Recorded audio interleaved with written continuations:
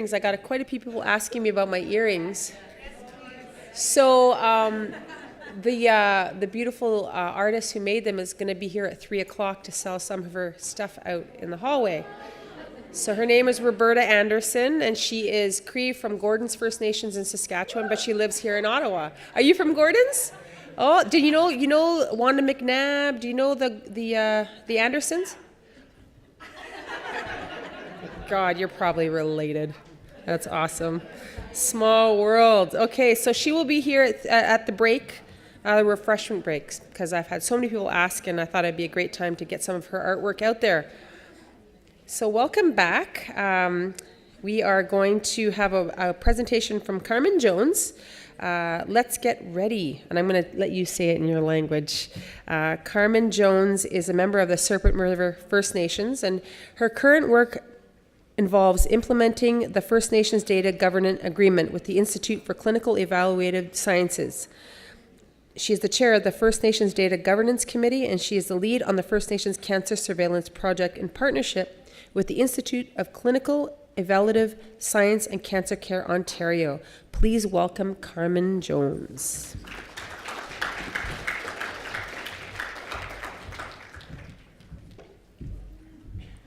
Ani. Misko nagandishnakaz, miagan dodem, ginaba jing and dunjaba. Good afternoon. First of all, I want to acknowledge the people of the Algonquin territory and to acknowledge the elder that was here this morning. I am really glad to be here. Some of you may know my voice. I am the person that narrates the OCAP video. So you might recognize the sound. Little did I know 20 years ago when I was working at the Chiefs of Ontario in the area of social, I met Gail MacDonald. So in '97, Gail MacDonald was the Regional Health Survey Coordinator for our pilot in Ontario and worked with McMaster University. So this is how long it's been since the last time I worked at the Chiefs of Ontario. I've been 5 years with the Chiefs of Ontario. Tracy Antone, who is the board member, took me out of semi-retirement and said to me, "We need your help." And I thought, okay, what's the project? And she said, "We would like for you to, first of all, do the regional health survey, but my passion was to do data governance." So I am the research manager for the Chiefs of Ontario. My presentation, now let's see. This is always really, whoops. Oh no, how do I go back? Wawaleta is a Cree for let's get ready. And I want to thank Roseanne Sutherland, who's one of my staff. And I want to acknowledge my staff from the Chiefs of Ontario. We have our data analyst and we have our e-health person. I have my right-hand person, Cindy, who works with me at the Chiefs of Ontario, and we also have one of our members of our Data Governance Committee here today, which is very fortunate to have her. Let's get ready. It's been 20 years for the Regional Health Survey. Oops, I better go to I can't keep looking over there. My outline for the presentation today is going to look over the RHS trends over time. Phase 1, Phase 2, and Phase 3, and what the data came out of those three surveys over the past 20 years. We're going to look at what is the RHS being used in some of our research projects in Ontario.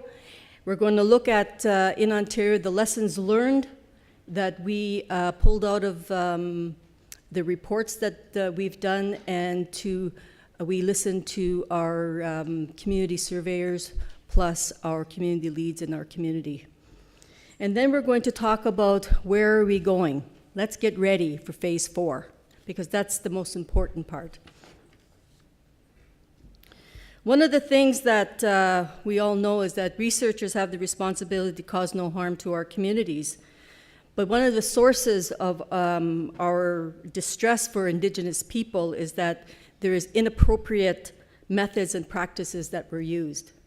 And so I wanted to just say that because the reason why we're here so that this doesn't happen.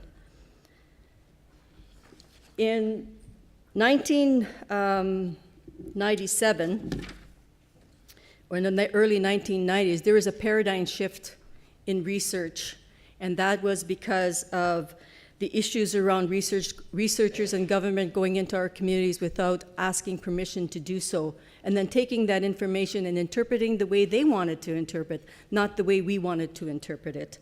And one of the areas that happened in Ontario is that the Indian registry system was given to a scheduled agency of the government. It actually did well for us, but they did not have consent for our people to use that registry system. We know that the Assembly of First Nations passed a resolution, and in Ontario in 1995, we passed a resolution to implement and help develop the Regional Health Survey. And then we were one of the 4 pilots in Ontario that moved forward in implementing the survey. So let's tell our story in Ontario. Just want to let you know that in Ontario we have 203,000 registered First Nations people that live in the province. And how we know this is that we link the IRS data to Ontario OHIP numbers, as well as the registered persons database through the Institute for Clinical Evaluative Sciences. So we know that this linked data, we use it for other purposes for research for our communities. I'm going to talk to you about phase, the pilot study. In the pilot study, do I got the right one? Yes, I do. In our pilot study, 53% was our success rate in collecting data in our communities. There was a huge team that did that in Ontario. And you can see that the target was 3,602 surveys to be collected, and we collected 1,941 respondents. So that was a very new survey. We were doing that to get communities aware that this is what's happening. In phase 1, one of the issues with our reports that we did is that not every report that was developed was written the same way. And we couldn't get the data to see how much the percentage was for phase 1. But as you can tell, I would assume that there was 39 communities that we're making an assumption that there were 39 communities. But as you could see for phase 2, it went up to 63%. And the reason why it went up to 63% is that we got extra funding in the regional area from First Nations Inuit Health Grant regionally to collect more data in our communities. So we got extra money for that. In phase 3, it was 44% of data collection. And we had, again, 39 communities that we were to go into, 26 communities that participated, and we collected 1,991. It was very difficult for phase 3. It's because we were on the heels of RHS, and communities were tired.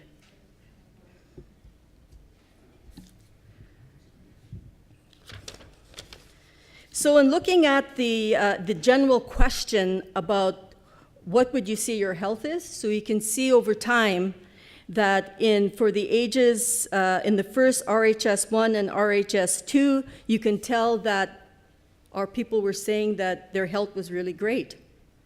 But what was happening is that as time went on in all these age groups, is that they're saying that their health has gone down. We don't know why they're saying that, but there might be more awareness. There might be more, we kind of have to make an assumption, but at the same time, you can't only look at this to see whether or not the health of our people are going down. It could be something else that is happening. In the top 5 chronic conditions from RHS 1, 2, and 3, they have been going up over time as well. But the most interesting part is that we now have cholesterol. That's the first time it came out in the RHS 3 was cholesterol. And if you look at, say, for high blood pressure, diabetes, it all connects to the level of cholesterol. So now people are saying that the cholesterol is going up in our communities as well. We're not interpreting this, we're only giving you the information.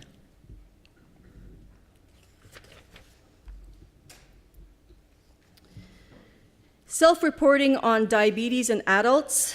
What we're seeing here is that the diabetes has gone up, but part of the issue with diabetes is that we don't know which one of within the diabetes realm, whether or not it's type 1, type 2, young children. That would be good to know in phase 4 of how many people were in those different type of categories.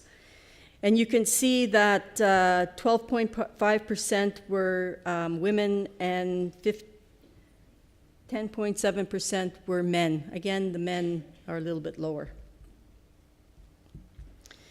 In the area of, and you'll see the data I'm showing you is that we could actually go back to the other RHS 1 and 2 to make that comparison, which is very important to see where over time things are happening. I'm not saying that, this is a bad stuff, but it needs to be interpreted in a way that will help us and help the communities. In the area of asthma and allergies, allergy testing seemed to decline, but in the area of asthma, testing remained the same. But I know that there's a lot of, in the area of allergies, there is a lot of allergies that we are seeing that people are talking about. And you can tell with children from the ages of 0 to 11 that the asthma rates are going down. In the area of food and nutrition, this was kind of interesting because you can see here on the slide that 42.2% always seem to have a nutritious meal and balanced. And you could see over time that this hasn't changed very much in how our people are looking at a balanced diet over the three RHSs. Phase 3 for food and nutrition, again, you will see that from 02 to 03, youth who eat nutritious balanced diet has increased by 32%. That's a good sign. And that 11.4 for children. One of the interesting things, and as you know, Indigenous Services Canada is looking at drinking water in our communities. And I think this is a very interesting infographic about how many of our people in our communities are still drinking bottled water. They consider, and one of the questions that we looked at, do you consider the main water supply in your home safe for drinking year-round? Well, as you can tell, in RHS 3, 23% said no. But at the same time, 72.2% are saying that they're still using bottled water in their homes. So this is one of the issues that we can use when we're working with Indigenous Services Canada, that they need to look at the water, the drinking water in our communities. And we all know that through what is happening with boil water situations and that. So this sort of is very clear that something needs to happen with that. I'm going to talk to you a little bit about the Regional Health Survey linked to regional projects that we are using. It's very important to use the voice of the people in order to do other projects that we're doing in Ontario. One of the projects that we're working on is frailty and aging. One of the things we found out when we were using the RHS data is that our people are having frailty at the age of 45 compared to the general population who are really having the effects of frailty at 65.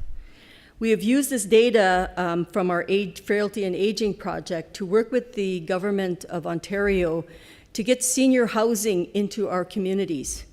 To use that data so that what we did see is that a lot of our people who have left our communities are starting to come back to our communities for housing. They're retired, and so the housing needs in our community are rising, and we need more housing. So we've been working with the Ontario government to get the housing in our communities for seniors. We're also using the RHS data for reducing the burden of diabetes in our communities. It's a research project using population level data to inform policy and practice. We've used the RHS in there to link our data with the diabetes data and use the RRS data. So it's all those pieces of data that's being used. DPORT is another project that we're working. It's a pilot, and what it is, it's a diabetes population risk tool for First Nations in Ontario. This has been used in the general population. We're doing a pilot to see if the rates in our communities are going down or going up, and that it's a tool to predict the future of diabetes in our communities and that. So we'll see what works. If it works, we may use it, but anyway, that's one of the projects that we're working on as well. I'm going to talk to you a little bit about lessons learned. We did a huge workshop with our community leads and our community surveyors. We took our top 10 or 12 surveyors and brought them into a workshop to talk to us about the lessons learned. One of our workshop participants said this to us, and I think it's very, very powerful in what this person was saying, because she understands the scientific way of doing random sampling. But she felt that at the time that the random sampling is not necessarily the way that we do business in our communities and conducts research. She was saying that when she was working in the community, that individuals became very suspicious on where they got their name when they came to do the surveys in the communities. And so she said that we need to do it a different way. And so I think that's very important, to listen to the community surveyors that were out there. Community readiness, I think one of the key lessons learned in in doing the work that we're doing is community readiness. Particularly, I don't know about the rest of the country, but particularly in Ontario. Because one of the things that I, as a research manager, when we were working going into the communities, is that, first of all, the communities didn't know what the RHS was. And that's very surprising, because we've already had the pilot, the RHS 1, and the RHS 2. So what's missing?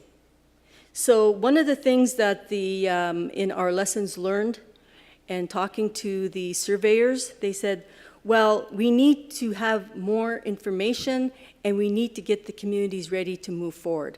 And I think that's a very key piece, because we need to assess and address the infrastructure and the capacity within our communities in order to do the data collection.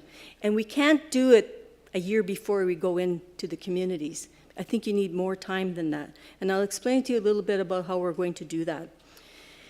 So that, I think, is one of the key things, is community readiness in our communities. To understand why we're going in, to explain that how it's going to be, this data is going to be used. And also, what does OCAP mean to them?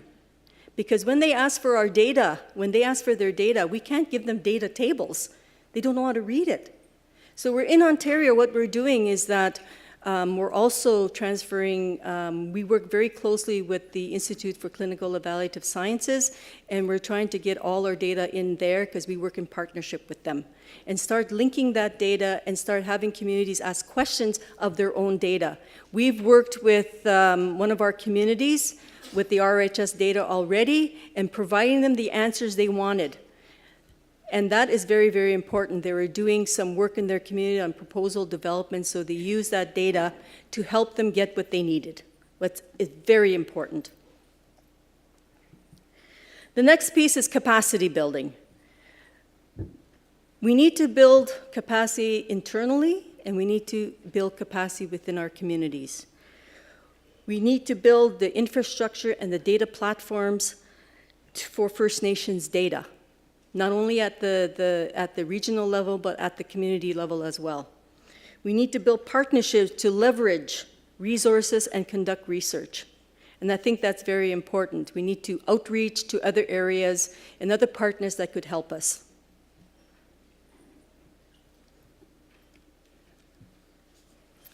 One of the lessons learned, and we had a very difficult time with this, is use of the band membership list.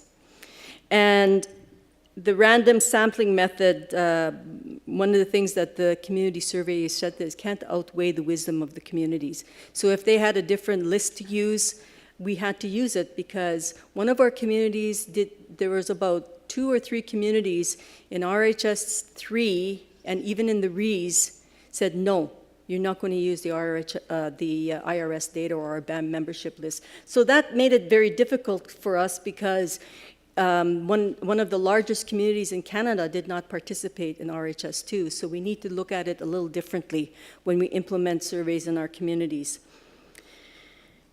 There are other reliable ways of identifying individuals. Like I say, the community would know. The BAM membership list does not separate individuals that are currently living in the community and those that are living away, so when we go in and do the random sampling, it's all on one list.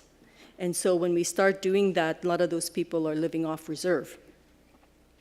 We need to start avoiding, and I know this is a big one. I know there's a lot of surveys going in our communities, not only the Regional Health Survey or RHS, there's other big surveys that are taking place that we don't know of when we're in communities. And so we need to try to keep away from having huge surveys going into our communities so that the communities don't get tired. Because one of the things that we've been told is that we are researched to death. Please don't do this to us. We're tired. And one of the things that is returning the data back to the communities. And even if it's a regional survey, we try to return the data back, and we only can do it because there's no funding to do it, is in our health forum every year. We try to, inform the communities that this is, the data is there.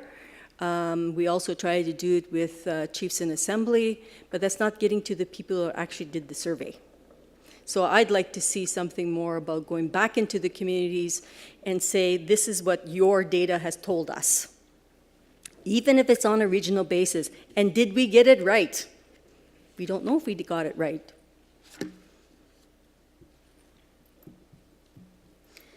I just wanted to show you a little bit. Is that my lessons learned? Oh, here it is. One of the things that in the area of terminology, and I heard one of the ladies talk about, the questions about, the questions on sex and that. So that's very difficult for our community surveyors going to talk about that. And the other thing we think we need to talk about, do we really need it? Do we really need it now? And I think that's part of the issue around some of the questions that are in the RHS. We need to think about who's going to be our champions in the community in order to, not only champions in the communities, but champions in the political arena to champion this survey that we need to have that most important information for communities to move forward. We need to talk about more inclusion of community members, people being involved. How do we do that? And the structure, again, the capacity within our communities. So let's get ready. How are we in Ontario going to do this job better for the communities? One of the things when I worked at the Chiefs, when I came into the Chiefs of Ontario, I put this circle in, and I looked like it's a big spike that goes out, and it's got about 50 things that I was involved with. And I said, we have to get ourselves organized. We have to move in a very strategic manner. If we don't, we will get lost. And so one of the first things that I did when, after all this work was being done, last spring, I put together with my team the 4 strategic directions that we are going to go into to make everything in data management and research move forward.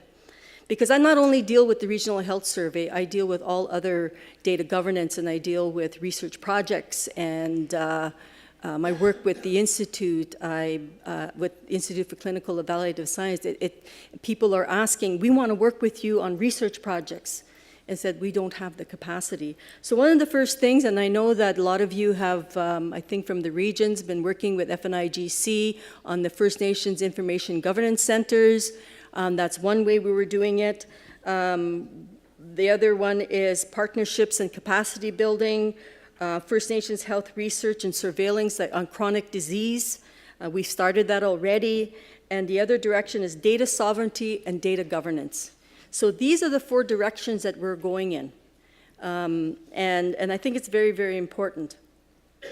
So I need to get myself organized. Basically, that's what it is.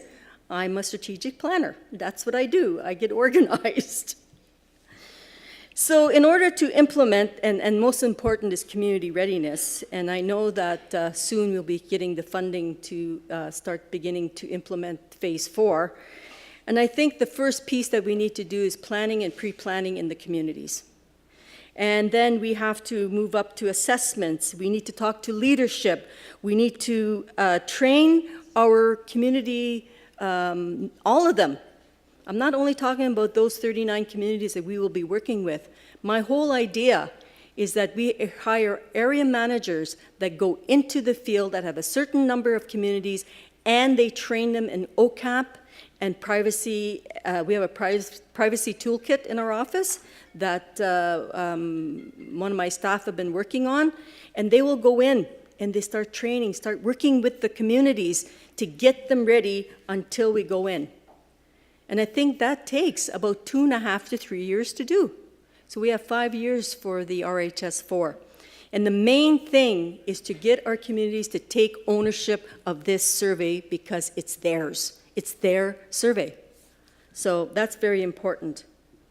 So I talked a little bit about what we're going to do. Hire in the 2.5 years before we implement the survey, we're going to have area managers going in. We're looking at a different type of structure. We're going to be building on the one we have right now within our organization.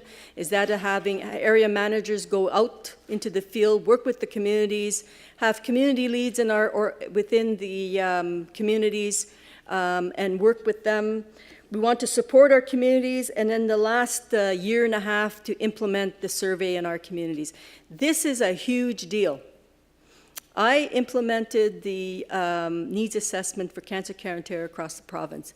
I had tons of money to do it, not even as much as we had for RHS 3. And it just goes to show when you have the funding and the proper way of organizing it, you can do a lot. It doesn't have to mean that you have tons of people. It means that you have to have an organized way of doing it. And I think that's the way I would like to see this happen. As well, I'd like to see, the reports done very similar and using the RHS cultural framework, because the other 2 surveys were not done that way. I did it in this one, and we'll be using it in RHS 3, so that we can compare very easily the data. I want to talk to you a little about our Research Data Management Center and the capacity that we're trying to build within Ontario. We have the proposal, like I said, from FNIGC into INAC. We have a proposal that we submitted to the Government of Ontario. Next week I'll be talking to them, cross my fingers. We also work in partnership with the Institute for Clinical Evaluative Sciences. We have a data governance agreement with them, and we also work on the First Nation Data Management Center with them, because that's where the center is going to be our data steward. We have a secondment that we have with ISIS, they're called, ICs, I was supposed to say. I never try to say their word because it's terrible. So we have a secondment. Our data analyst, Graham McCready, he works with us for 2 days a week. We'll continue that secondment, and it's been working very well. He's sort of the person that works on the IRS data for us, which is very important.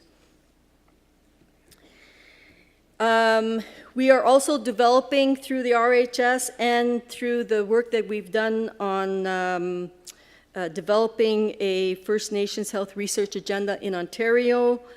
We've held our First Nations research symposium, which gave us a little bit of insight of what the communities want as our research agenda. And the reason why we're doing that is that we want to make sure that students that are going into universities have research ideas that they're going to be doing it for our communities, and that it's not something they have to think about in their heads about, oh, I got to have a project, or what am I going to do? So we give them the opportunity to work in our communities from where the communities would like research done. We've just completed an environmental scan of chronic disease from 2007 to 2017. It's only on chronic disease. We completed it, and we have some recommendations coming out of it. We have Dr. Pamela Johnson working with us. She's incredible in what she does. We're also going to take the regional health survey, and we're going to triangulate with the chronic disease scan, and to work, we have another project called the 18 chronic diseases, and we're going to triangulate to see what are the ones that actually are the top areas that we need to do research in, or what are the top areas for chronic disease. And I think that's very, very important, because we just can't rely on the RHS. We need to use other data sets as well. So I did it. The Regional Health Survey is the voice of First Nations. Miigwech.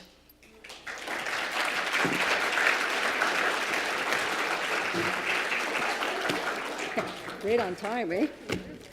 Absolutely on time. Thank you. Even 1 minute short. I did? Yes. Well, mine says 1:46. Okay. That was excellent. One last chance for anybody who needs translation headphones. Our next presentation is going to be in French.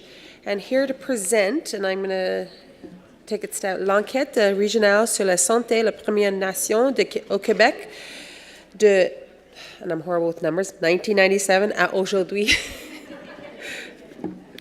Marie-Gros-Louis McHugh is Huron-Wendat from Wendake.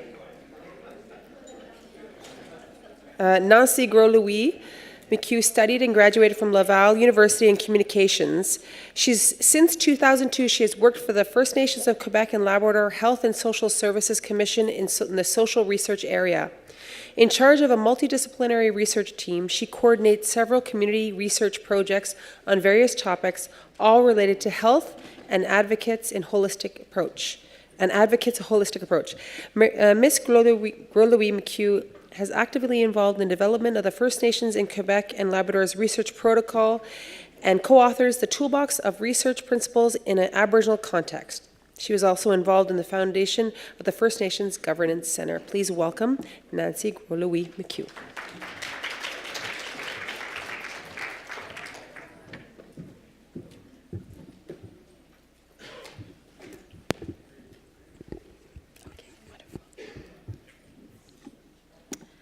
Thank you for the introductions. Kwe, good afternoon, bonjour.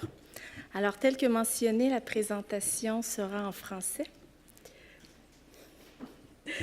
D'abord, j'aimerais remercier le Centre de gouvernance de l'information des Premières Nations pour l'organisation de cette conférence nationale qui nous permet de célébrer les 20 ans de l'enquête régionale sur la santé des Premières Nations, mais aussi de souligner le lancement des résultats de la phase 3.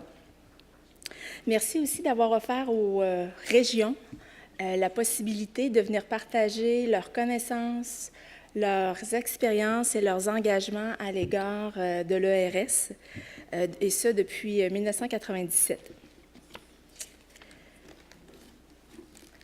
Alors, OK. Ah, it's working. Wonderful. Pour débuter, juste quelques mots à propos de moi. Alors, je suis native de la communauté de Wendake, communauté localisée tout près de la ville de Québec, 20 minutes au nord de la ville de Québec. C'est une communauté qui est bordée par la rivière Kabir-Kouba. Alors, on voit ici sur le visuel une photo.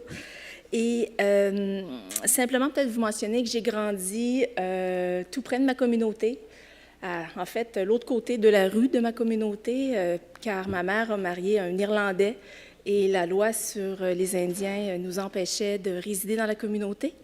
Malgré ces structures, j'ai quand même eu la chance et l'opportunité de fréquenter l'école de ma communauté et d'y apprendre les enseignements Wendat. Aujourd'hui, je suis une fière maman de 2 enfants, une grande fille de 10 ans et un petit bonhomme de 3 ans. Et je travaille au sein de la Commission de la santé et des services sociaux des Premières Nations du Québec et du Labrador. C'est un très long nom. Depuis 2002. Et ce qui est intéressant, c'est qu'en 2002, lorsque j'ai commencé au sein de la Commission de la santé, le mandat qu'on m'a confié était celui de planifier, coordonner et déployer l'enquête régionale sur la santé des Premières Nations. Alors, ça fait, je vous dirais, environ 16 années que l'ERS fait partie de mon quotidien dans le cadre de mes fonctions.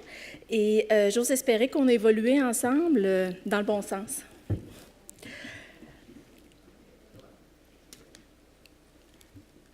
Voici le plan de la présentation pour cet après-midi. Alors, rapidement, une petite note d'introduction.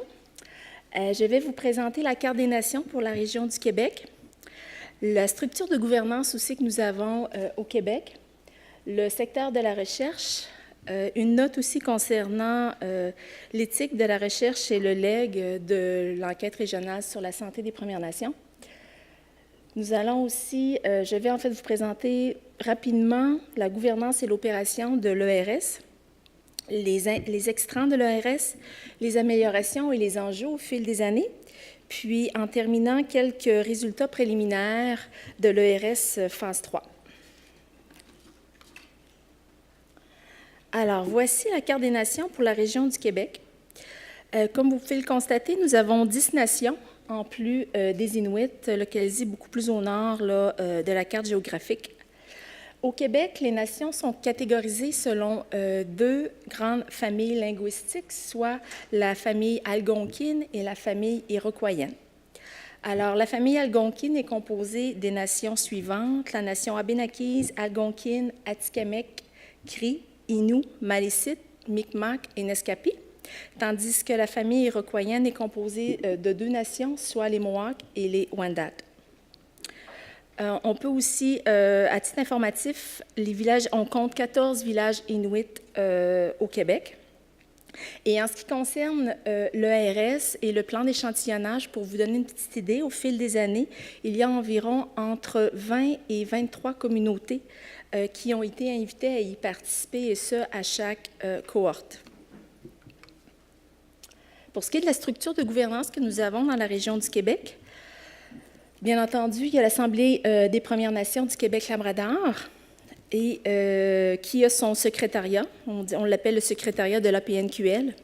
Et sous le secrétariat de l'APNQL, il y a des gens qui travaillent sur la question du logement, de la sécurité publique. Ils ont aussi le réseau Jeunesse des Premières Nations du Québec-Labrador.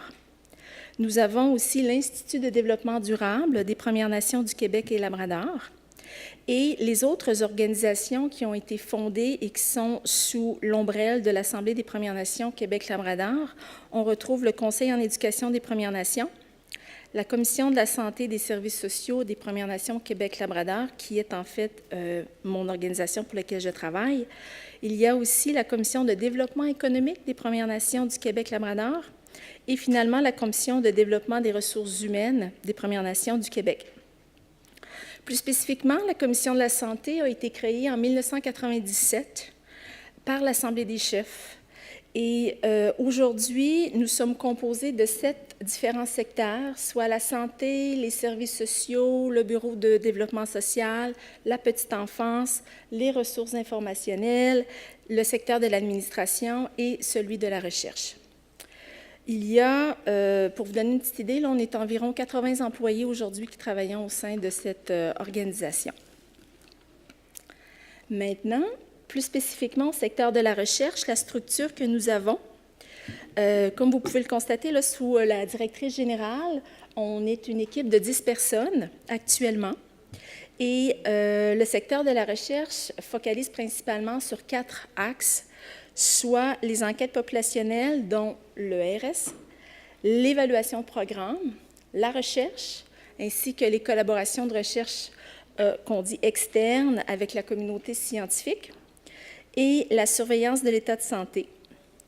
Tous les projets qui sont réalisés et entrepris par le secteur sont développés dans une optique d'intelligence collective de toute l'équipe Et nous veillons à ce que les représentants aussi des communautés de la région soient impliqués, soit dans nos groupes de travail ou encore au sein de certains comités pour s'assurer que leurs orientations, recommandations sont intégrées à chacune des étapes de nos travaux.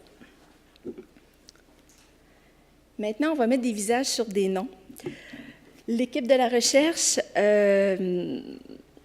l'équipe aux enquêtes, on va commencer avec l'équipe aux enquêtes. Alors, nous avons Jonathan, notre coordonnateur. Nous avons Mathieu Gill, qui est notre assistant technique à la recherche, et 2 analystes de données dans l'équipe, soit Mathieu Olivier et Nicolas, qui a joint l'équipe cet été. Dans le domaine de l'évaluation de programme, on a aussi 2 agentes de recherche, soit Émilie et Patricia. Au sujet de la surveillance de l'état de santé, nous avons une agente de développement au plan de surveillance, qui est Marie-Jeanne. Et nous avons aussi Joanie qui est parmi nous aujourd'hui, assise à la table là-bas, qui est notre agente de soutien à la recherche et l'évaluation et qui travaille sur le transfert des connaissances, partage des connaissances et l'accompagnement des communautés. Et finalement, nous avons bien sûr Céline qui nous donne un coup de main au niveau du secrétariat pour toute l'équipe.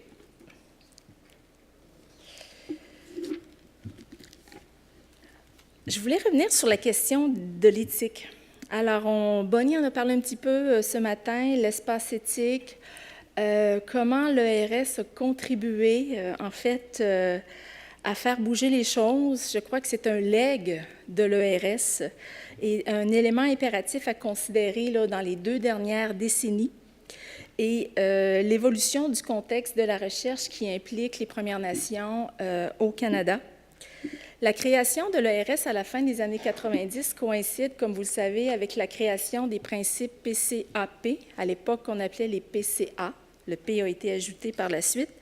Et ces principes sont au cœur du changement de paradigme dans lequel la recherche qui implique les Premières Nations au Canada se fera désormais. Donc, on ne fait plus de la recherche sur les Premières Nations, mais les Premières Nations font de la recherche par eux-mêmes, donc par et pour les Premières Nations.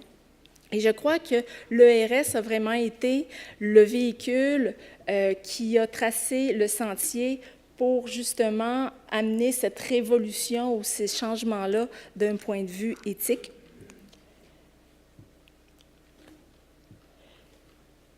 Dans les régions, je peux parler pour ma région du Québec, la portée de ces principes a été très importante. Ça a été, je vous dirais, un élément déclencheur qui a permis aux régions de se mobiliser pour amorcer la réflexion à l'égard de comment devrait se faire la recherche au sein chez les Premières Nations. Donc, au Canada, en 1998, ces principes ont été créés par le Comité directeur national de l'enquête régionale longitudinale sur la santé des Premières Nations et des Inuits. Alors, ce comité est en fait le premier comité qui avait été mis en place pour veiller à la coordination nationale et le développement de l'ERS. Alors, on a des gens parmi nous qui ont siégé sur ce comité. Alors, Cathy, je crois que tu en faisais partie. Seal Tourney aussi de la région de Saskatchewan. On avait pour l'Ontario Mme Tracy Anton. Dr Valérie Gideon aussi en a fait partie. Donc, nous avions des personnes très visionnaires qui ont travaillé à créer cette enquête pionnière et pour laquelle aujourd'hui on a de grandes retombées. Donc, c'est dans cette foulée-là que dans la région du Québec, la Commission de la santé, en partenariat avec d'autres organisations régionales, Premières Nations et les communautés, avons mis la main à la pâte pour développer des outils afin de mieux encadrer toutes les activités de recherche qui se déroulaient sur le territoire des Premières Nations ou encore qui ciblaient leur population. Alors, vous avez ici à l'écran quelques-uns de ces outils qui ont été créés au fil des années. Donc, en 2003, il y a le protocole de consultation des Premières Nations qui a été créé. Et par la suite, le protocole de recherche des Premières Nations du Québec-Labrador en 2004, et pour laquelle une version révisée a été adoptée par l'Assemblée des chefs en 2014. Outre cela, on sait aussi qu'au niveau fédéral, il y a aussi plusieurs lignes directrices qui ont été créées créés, comme la publication par les IRSC des lignes directrices pour la recherche en santé chez les peuples autochtones. On sait aussi qu'en 2010, il y a eu finalement l'adhésion du Canada à la Déclaration des Nations unies sur les droits des peuples autochtones. Plus spécifique à la région du Québec, en 2012, nous avons Femmes autochtones du Québec qui a aussi développé ses propres lignes directrices en matière de recherche avec les femmes autochtones. Donc, toutes ces lignes directrices, ces guides et ces outils qui sont maintenant disponibles sont des conséquences ou ont suivi les principes PCAP et qui sont en fait une démonstration de la volonté des Premières Nations de prendre en charge et de mettre en action l'autodétermination appliquée à la gouvernance de l'information.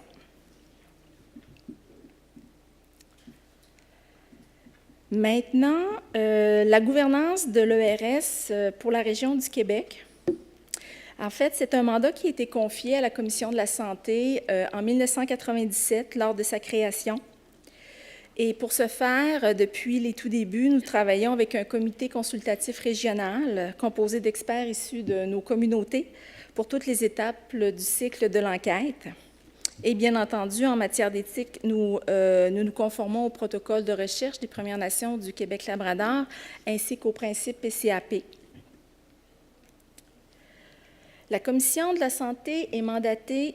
Excusez-moi, je crois que j'ai pas avancé. Non, on revient en arrière. OK, voilà. La Commission de la santé est aussi mandatée pour héberger les données au nom des communautés. Alors, on n'en est aucunement propriétaire. Nous agissons à titre de gardiens des données. Les communautés restent propriétaires de leurs propres données. La Commission a accès à la base de données régionales pour la production du rapport régional ainsi que des produits de surveillance qui en découlent. Les communautés peuvent exercer, en fait, le rapatriement des données s'effectue selon différents protocoles que nous avons en place avec les communautés. Alors, elles peuvent soit demander un rapatriement de la base de données dans son ensemble, ou le deuxième outil que nous avons créé pour les communautés, c'est une convention CIGED que nous appelons cycle, et sur lesquelles chacune des communautés respectives participantes à l'ERS peut avoir accès à ces données. Maintenant, au niveau de l'opérationnalisation de l'enquête, celle-ci se concrétise en étroite collaboration avec les directeurs santé et services sociaux des communautés de notre région. Le processus est quand même assez simple. C'est une recette qu'on met de l'avant à chaque cohorte et pour laquelle, chez nous, ça a été un succès. Nous commençons tout d'abord par acheminer les invitations aux communautés qui sont ciblées, à voir avec elles si elles souhaitent y participer et si oui, on demande de recevoir par écrit un consentement communautaire. La région du Québec, depuis 2002, a son serveur régional, donc toute information qui est collectée dans le cadre de cette enquête-là et d'autres enquêtes comme celle sur la petite enfance, l'éducation et l'emploi sont dirigées directement à la CSSPNQL. Nous travaillons à recruter et former les gens dans les communautés. Donc, nous avons des intervieweurs locaux qui effectuent le travail au sein des communautés. Et en complémentarité avec les intervieweurs locaux, nous avons aussi une équipe mobile d'intervieweurs qui peut donner un coup de main ou intervenir au sein des communautés lors de la collecte d'informations au besoin. En ce qui concerne toutes les communications, les échanges avec les communautés, le soutien technique, la supervision de la collecte de données, la qualité-contrôle des données, ainsi que la rémunération des agents de terrain, tout cela est effectué par la Commission de la santé. Il en est de même pour le développement de notre stratégie d'analyse pour notre rapport régional. C'est un produit qui est fait maison, donc c'est l'équipe du secteur de la recherche qui travaille à toutes les étapes. Et bien entendu, je l'ai mentionné tout à l'heure, nous avons en place le processus de rapatriement des données pour les communautés. Et finalement, on accompagne aussi les communautés avec le partage des connaissances, donc soit le soutien, l'utilisation des données, l'interprétation des données. C'est une avenue pour laquelle maintenant nous avons une ressource qui est dédiée. Donc le soutien, l'accompagnement et le renforcement des capacités est quelque chose sur lequel on souhaite vraiment mettre l'emphase à partir de maintenant et pour tout futur projet. Les produits issus de l'enquête, pour vous donner une petite idée, au niveau régional, depuis la création de l'ERS en 1997, parce que la région du Québec a participé au projet pilote, nous avons développé 5 rapports régionaux, 38 cahiers thématiques, 19 fiches synthèse et toutes ces publications régionales sont disponibles et accessibles sur notre site Internet en français et en anglais. Donc, c'est simplement de vous mentionner que beaucoup de travail a été investi dans l'utilisation de cette information-là sur le plan régional pour informer notre leadership, mais aussi les communautés. D'autres tombées de l'ERS sont les différents outils régionaux qu'on a su développer suite à des besoins identifiés par les communautés. Donc, nous avons en 2010 mis en place un portail de surveillance de l'état de santé et de ses déterminants auxquels les communautés ont accès à distance. Ce portail est alimenté principalement pour le moment avec les données de l'enquête régionale sur la santé des Premières Nations et on y retrouve environ 80 indicateurs qui sont disponibles pour les communautés, dont environ 70 qui ont été créés avec l'ERS. Outre cet outil régional, nous avons aussi créé la convention CIGED-Cycle pour l'accès exclusif aux communautés participantes à l'ERS. Ça leur permet d'accéder rapidement à leurs données issues des enquêtes populationnelles. Alors concrètement, qu'est-ce qu'on met dans cette convention-là? Ce sont les tableaux de fréquence de l'ensemble des variables du questionnaire. La raison pour laquelle on souhaite rendre ça rapidement aux communautés, c'est qu'elles-mêmes, elles peuvent par la suite travailler soit localement ou avec d'autres experts pour les aider dans l'utilisation de ces données, ou avec nous maintenant, Joanie, dans l'équipe. Et les communautés nous avaient demandé de rendre ce processus-là plus rapide. Alors, c'est le moyen qu'on a développé afin de répondre à ce besoin.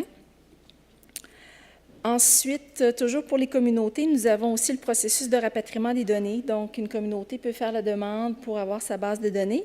Et nous avons aussi finalement l'outil iZoom qui est disponible sur notre site Internet, qui est un outil accessible au grand public pour lequel certains indicateurs sont disponibles. Maintenant, en termes de retombées, pour les communautés, ce que principalement les directeurs à la santé des services sociaux des communautés de la région du Québec nous ont mentionné par rapport à l'ERS et leur expérience avec l'ERS est intéressant. J'en ai synthétisé ici juste quelques éléments, mais que je souhaite vous partager. Les communautés nous ont mentionné que l'ERS était utilisé beaucoup dans le cadre du développement de leur plan de santé communautaire et aussi pour l'évaluation de leur plan de santé communautaire. Une des particularités de la région du Québec, qui est peut-être un petit peu différente des autres régions à travers le pays, c'est que les services de soins de santé sont transférés. Donc, les communautés elles-mêmes ont la responsabilité d'établir leur offre de services pour leur population et pour ce faire, elles doivent, de manière en général quinquennale, développer un plan de santé communautaire qui s'appuie sur les besoins des communautés. Un autre retombée aussi qui nous a été mentionnée par les communautés, c'est que l'enquête, l'ERS met en perspective l'intérêt fondamental de la communauté et non pas celui des chercheurs. La recherche, les données et les principes PCAP ne sont pas toujours faciles à comprendre pour la communauté, d'où l'importance pour les communautés d'être en contrôle de leurs données et de décider de leur avenir. On nous a aussi partagé le fait que le rôle de la commission est de transférer l'information à chaque communauté et de les soutenir en se fondant sur les principes des 7 générations. Et on a aussi mentionné le besoin ou réitéré le besoin de financement récurrent pour soutenir et poursuivre les activités de l'ERS, mais aussi autres activités de recherche pour lesquelles les communautés pourraient bénéficier des résultats.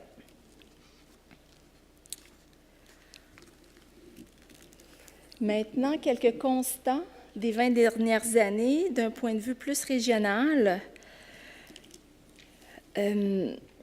Cette enquête pionnière, l'ERS, a été, pour la région du Québec, un véhicule important qui nous a permis de développer notre infrastructure notre infrastructure régionale en matière de recherche. Donc, la création du secteur de la recherche au sein de la commission est une retombée, je vous dirais, directement liée avec l'ERS. Elle a aussi amené une stabilité et a permis de développer des processus internes administratifs au fil des années. On a aussi beaucoup appris de nos expériences en travaillant avec les communautés. On a beaucoup amélioré la formation des agents de terrain, le soutien aussi aux intervieweurs locaux, et de ce fait, nous avons amélioré nos collectes de données. L'ERS a aussi permis de développer de nouveaux champs d'expertise, donc des connaissances en matière de recherche et d'apprendre à travailler avec les données de nature quantitative. Sur le plan régional, quelque chose qui n'était pas nécessairement là au sein de nos organisations régionales, et ce, pour mieux soutenir les communautés qui en font la demande. Et ça nous a aussi permis, dans le cadre de l'enquête, de renforcer nos relations avec les communautés et les organisations régionales depuis les 20 dernières années et développer une approche qui est maintenant encore plus personnalisée pour l'accompagnement des communautés.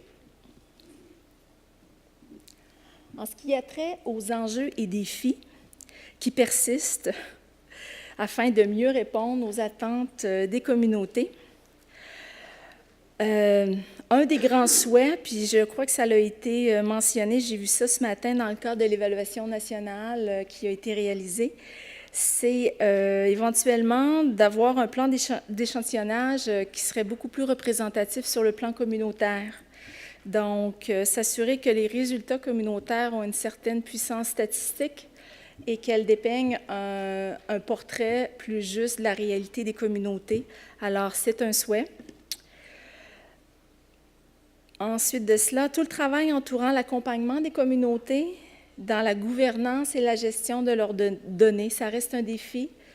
Le développement des capacités, la mise en place des infrastructures est à développer. Pour le moment, les communautés en soi n'ont aucun programme ou reçoivent aucun financement pour avoir des gardiens de données, des navigateurs de données, des gardiens de nos savoirs. Donc, un des objectifs qu'on poursuit et qu'on souhaite serait de pouvoir développer un réseau à partir des communautés et afin de pouvoir échanger, d'apprendre des expériences, travailler toute la question qui touche la formation en lien avec les principes PCAP, la protection des renseignements personnels, d'identifier quelles sont les bases de données disponibles au sein des communautés, donc créer un réseau et pouvoir, au plan régional, mieux soutenir ces gens-là qui seraient en fait nos gardiens des données au sein des communautés. Et finalement, un autre aspect aussi qui reste comme défi, c'est l'accès à des ressources financières pour dédier des ressources humaines à l'accompagnement des communautés et au partage des connaissances qui sont issues de nos enquêtes. Donc, quelque chose à regarder dans le futur en lien avec l'ERS, c'est de comment on peut mieux accompagner les communautés dans la façon qu'elles peuvent elles-mêmes raconter leur propre histoire à partir des données.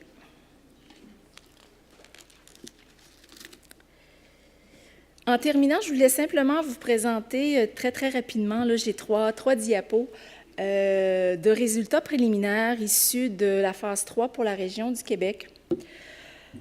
Une autre des retombées importantes de l'enquête régionale sur la santé est le fait que 20 ans plus tard, tant sur le plan national, régional que local, on a la possibilité d'identifier maintenant les tendances avec les données.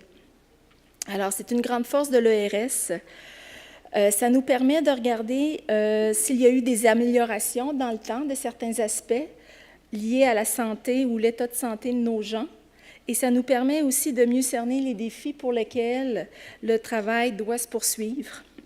Alors, je voulais simplement partager avec vous quelques-uns de nos, je vous dirais, nos succès sur le plan régional pour le Québec. Étant donné qu'on est ici pour célébrer, alors j'ai mis l'accent sur les choses qui étaient positives. Donc, je vais commencer avec la première figure ici, qui indique l'utilisation d'une langue des Premières Nations comme langue principale chez les 12 ans et plus. On constate qu'au Québec, le maintien des langues comme langue principale chez les 12 ans et plus, entre 2002 et 2015, s'est maintenu. Pour nous, ça représente une excellente nouvelle. On sait que les milieux de garde qui s'occupent de nos tout-petits, les 0-5 ans, les écoles primaires, les écoles secondaires au sein de nos communautés, travaillent énormément pour faire une place importante à la langue et à la transmission et pour le développement des jeunes. Donc, on constate aujourd'hui que ces efforts portent fruit et qu'il faut poursuivre dans cette voie. Maintenant, la question du logement en lien avec le surpeuplement chez les adultes. Les données de l'ERS nous démontrent que les adultes vivant en situation de surpeuplement ont diminué considérablement entre 2002 et 2015. On est passé d'une proportion de 16 % en 2002 à une proportion de 10 % en 2015. Alors, encore une fois, pour nous, dans la région du Québec, ça représente d'excellentes nouvelles. Et en terminant, la dernière diapo que je voulais vous partager en lien avec les habitudes de vie. Ici, il s'agit de l'évolution de la proportion des fumeurs entre 2008 et 2015 chez les 12 ans et plus. On constate que les proportions de fumeurs, là, sans égard aux fumeurs quotidiens ou occasionnels, ont diminué entre 2008 et 2015, et ce, autant chez les femmes que chez les hommes. Globalement, en 2008, nous avions une proportion de 55 % de fumeurs et en 2015, nous avons désormais une proportion de 37 %. Donc, sachant les conséquences néfastes là, du tabagisme sur la santé, il s'agit encore une fois de bonnes nouvelles. Cela nous indique aussi qu'il faut maintenir les programmes de cessation de tabagisme au sein de nos communautés et de poursuivre tous les efforts de prévention au sein des communautés, là, et ce, dès le primaire. Et en terminant, je souhaite simplement vous informer que notre rapport régional sera disponible à l'été 2018 sur le site Internet de la Commission de la santé, et ce, en français et en anglais, si jamais vous êtes intéressé là, par les résultats issus de l'ERS Phase 3 pour la région du Québec. Tiawank? Je ne sais pas s'il y a des questions ou des commentaires. Merci.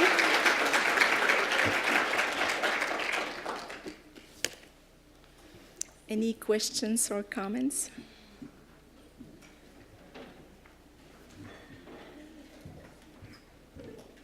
No? I guess not.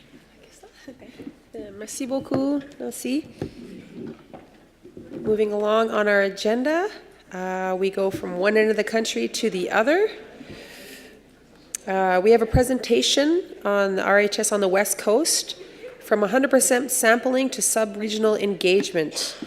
I'd like to invite Vi Nguyen and Barbara Gauthier up to podium, and I'll just briefly introduce them. Vi Nguyen is a data analyst at the First Nations Health Authority in Vancouver, British Columbia, and is excited to continue working on First Nations information governance. She's also worked with the Dene in Yellowknife. She studied at Guelph University, and we were talking babies earlier, so she has a young family.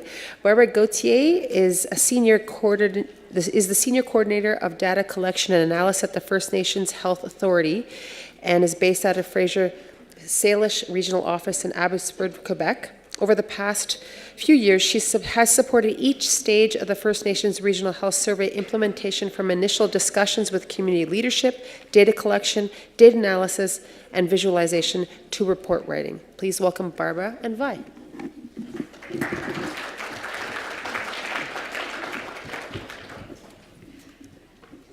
Good afternoon, everyone. I was going to start off with the title, but let's start with acknowledging the Algonquin territory on which we're standing. So today we are going to talk about RHS on the West Coast, from 100% sampling to sub-regional engagement.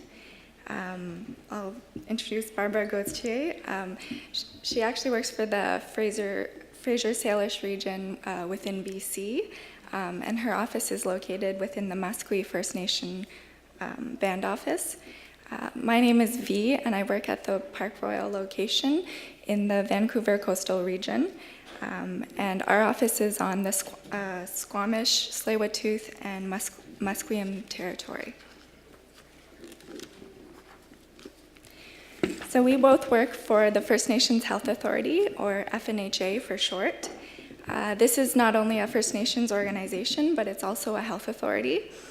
But we differ from all the regional health authorities in that we serve all the health regions of BC, and FNHA is responsible for all of the health service delivery and programs for the 203 First Nations communities that we serve.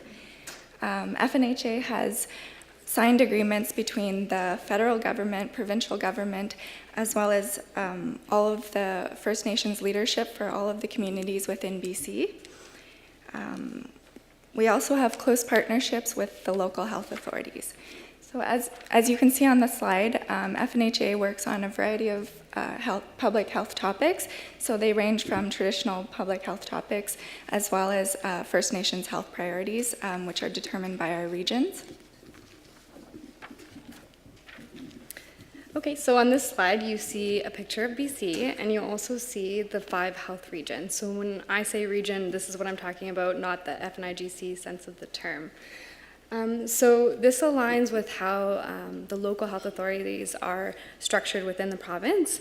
And within each of these regions, internally within FNHA, we do have a regional team.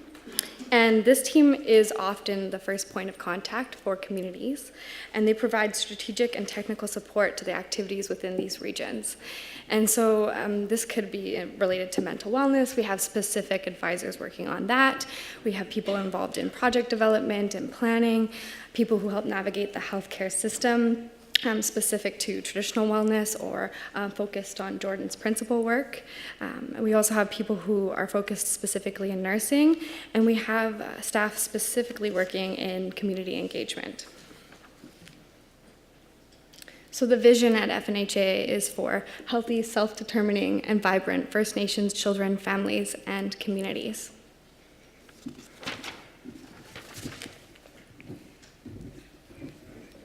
So within BC, we did an additional sample. This was funded by FNHA, and it was also directed by our regional leadership. The reason behind this was there's such immense diversity amongst our regions, and this can't really be captured in one single provincial health report. So we decided that regional level reporting would be more useful to our regional teams as well as the communities within this region. So that's the reason why we decided to report also at a regional level.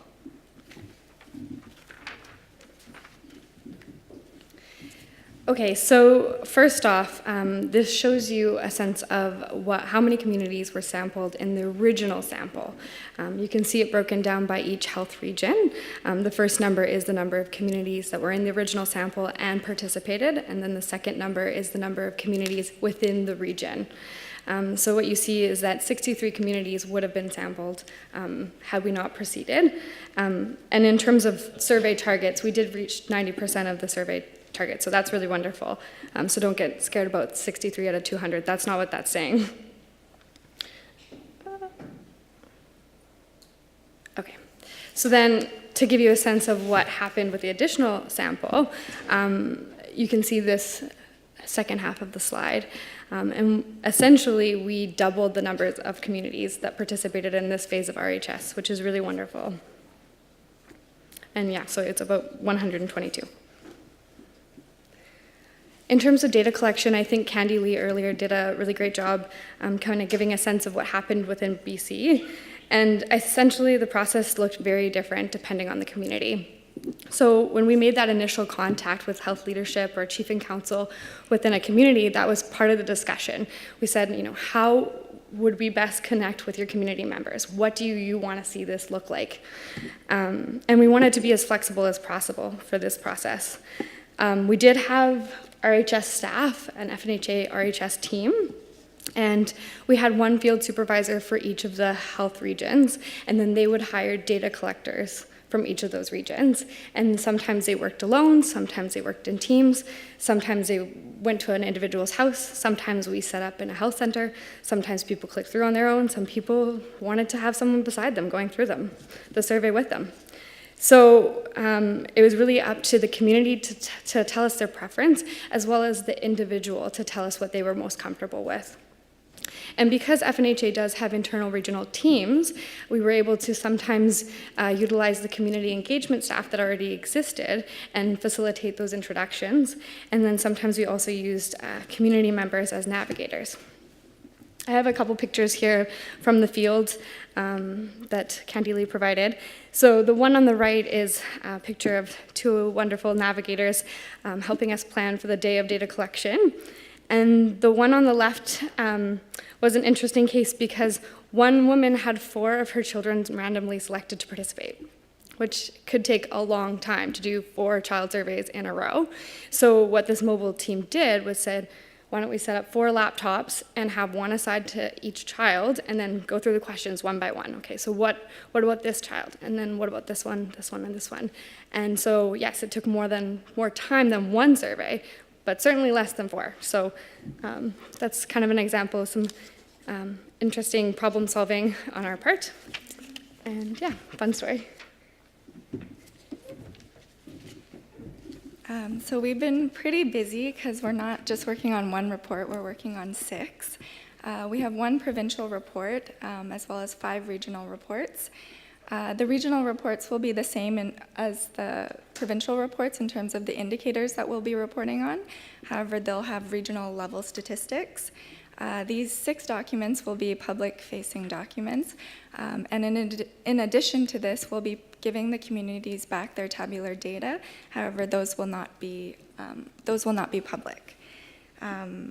Also, I wanted to add that for the regional reports, we'll also be customizing one section of the report, and that will be dedicated to regional specific priorities. Okay, so this part goes through the indicator selection process. So we knew we wanted to engage with each of the 5 health regions. One of the regions already had a technical table set up, so we used them as our representatives.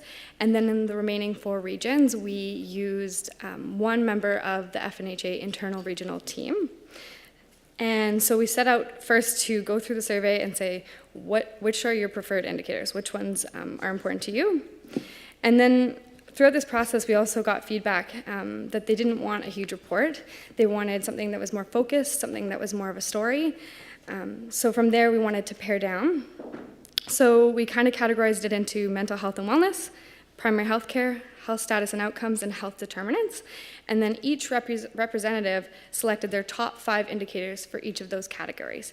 And then they also selected their top 2 topics that they felt were really important for their region, something that we should elaborate on and really spend a lot of time discussing in the reports. And then we gathered all that feedback, and then we kind of used a majority voting process to select the final set of indicators that went into the reports.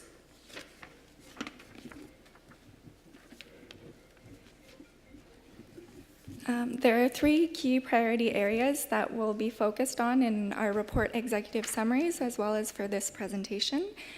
These are traditional wellness, mental health and wellness, and primary health care. These are key priorities that span all of the regions, as well as these are overlapping priorities for the regions, as well as overlapping with provincial priorities that were determined jointly through the provincial public health officer as well as FNHA's chief medical officer. And these represent population health and wellness indicators as they relate to First Nations health and wellness. Before we get into the results, we thought we'd mention that some of these topics are really sensitive topics, and they were chosen because they represent priorities that came out of our sub-regional engagement. Our thoughts and prayers go out to individuals, communities, and families that are affected by these topics. We also wanted to mention that all of these results, as well as how they'll be contextualized, before they're published, that they'll have to be approved by our regional representatives. We won't be discussing the results much, but rather mentioning some of the FNHA initiatives that are meant to address these issues, as well as the general report recommendations. So one of the key findings relates to traditional wellness, and that's language. And this is an important one because BC has the greatest diversity in terms of Aboriginal cultures in Canada. 7 out of Canada's 11 language families are actually located within BC First Nations lands. BC is also home to more than 60% of the country's First Nations languages. So for traditional languages, while more than one in 3 adults 55 plus reported that they could understand and speak their traditional language, the same was true for more than 1 in 20 adults 18 to 54 and less than 1 in 20 children. We did analyze the youth data, but that was not reportable because too many participants had skipped that question. Another key finding relates to traditional medicines and the use of traditional medicines. So 43% of adults reported that they used traditional medicines in the past year. The priority actions that relate to traditional wellness include respecting and promoting the First Nations perspective, health and wellness, and that includes self-determination of individuals, families, and communities and nations, to prioritize traditional healing and wellness practices that builds on First Nations knowledge, beliefs, values, practices, medicines, and models of health, and to support BC First Nations children and youth to learn traditional languages, participate in traditional activities, and have access to traditional foods. So the next key priority area was around mental health and wellness. And the first one here is that more than 1 in 10 youth had ever attempted suicide. And we know that for sensitive topics like this is likely an underestimation, just simply because it's difficult to talk about. And then among the youth that had attempted suicide, only half reported getting professional help afterwards. In terms of support, the majority of youth reported that they had someone to confide in or someone to listen to them when support was needed. But all of this really just emphasizes that we need to build on existing community strengths, including a strong sense of community belonging and social support through the funding of cultural and nation-based initiatives that enhance mental health wellness. We need to prioritize youth suicide prevention through providing accessible and available services that are culturally safe and age relevant. And we need to invest in wellness programs that enable youth and empower mental wellness and health. FNHA does work to support this through initiatives such as the Help and Healing Toolkit, which helps communities plan how to prevent and respond to suicides.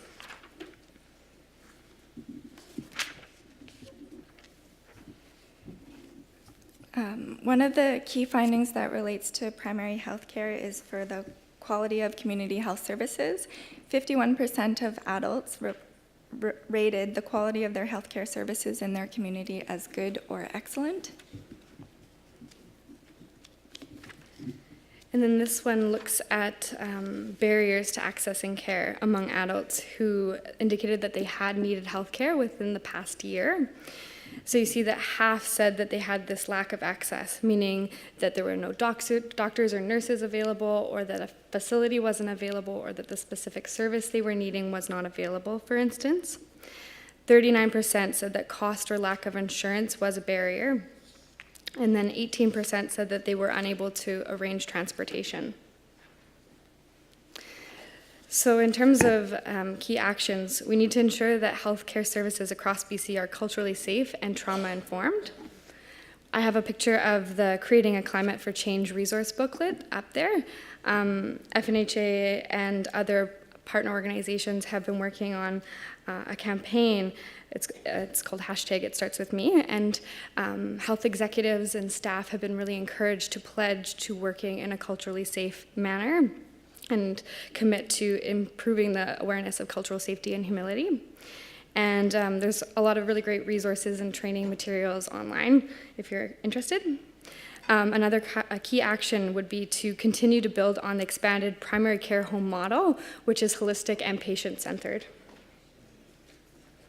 So I'll leave you with this picture of our FNHA RHS team from our first team gathering. So you'll see some analysts, some field supervisors, field coordinators. I think our CMO is in there. So we definitely have changed over the process, but this is a sense of who worked so hard on this project with us. So thank you very much for listening, and we can open it up for questions and discussion if you're interested.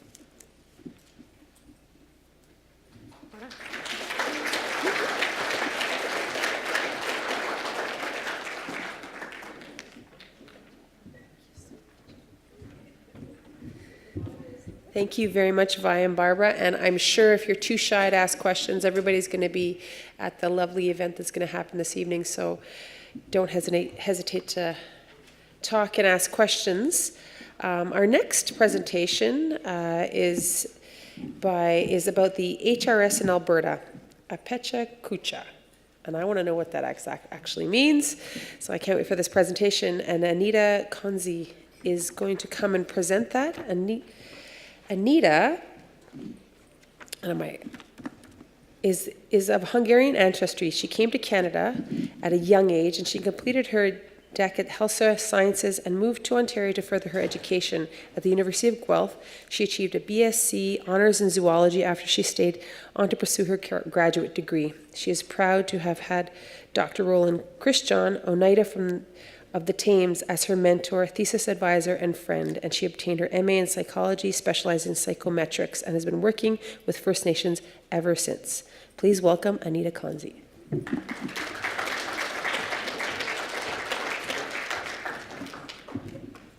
I'm going to have to use my computer too because this is a type.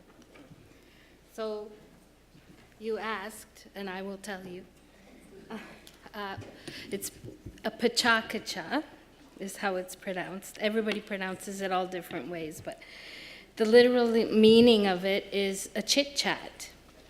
And so that's what we're going to do. We're going to have a little chit-chat over some of the RHS stuff that's gone on in Alberta. The original idea for pachakacha came from an architectural firm in Tokyo in 2003. And it's gathered a bit of steam, and if you look around, check on websites and stuff in your town, you'll probably have pachakacha nights of all different kinds of different topics. So it's basically 20 slides, you have 20 seconds to speak to each slide. It's pictures more than any kind of text on there. So that's what we're going to do. It's my first time trying one, so I hope I get it right. Okay. Oh, yeah, I need the clicker thing. Okay. How does this work? This green? Green for go. Okay. All right. So I'm just going to do, actually, and I should have started with this. I got distracted by being asked the question, but I just wanted to say thank you to the Algonquin people for having us on their land, on their territory. Elder Claudette, as always, for her prayers and her encouragement, and all the speakers who came before me and the ones who are going to come after me. I learned a lot already so far, so I'm hoping to learn more. Okay, so our demographics, just quickly here. This past RHS, we did really well, and we got a high percentage of respondents.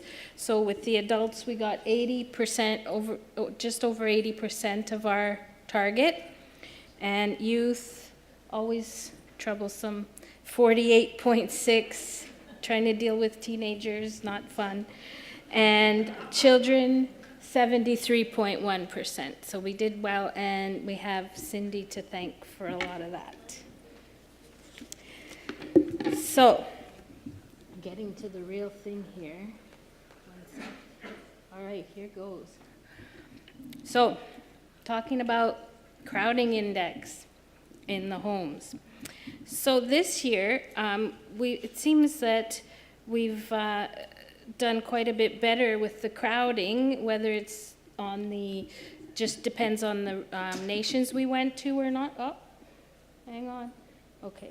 Depends on the nations we went to or not, or the things have improved. We actually have 71.6% of the homes are not crowded.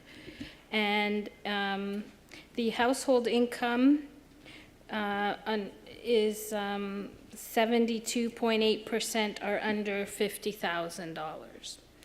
So despite changes in education levels and that, we still have low income people. Language, so the use of English as the primary language has actually decreased. We have 85%,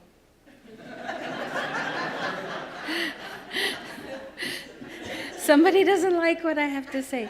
So we used to have 93.7% English, and now it's 85%. So it's gone down quite a bit. And knowledge of a First Nations, there I did it again, okay. Knowledge of a First Nations language, 71.9% before, now it's 95.1. So we're doing something right. And with the youth, again, okay, with the youth, it's gone up quite a bit. It used to be 59.3, and it's 85.1 now. So they're doing well in teaching in the schools, teaching the languages.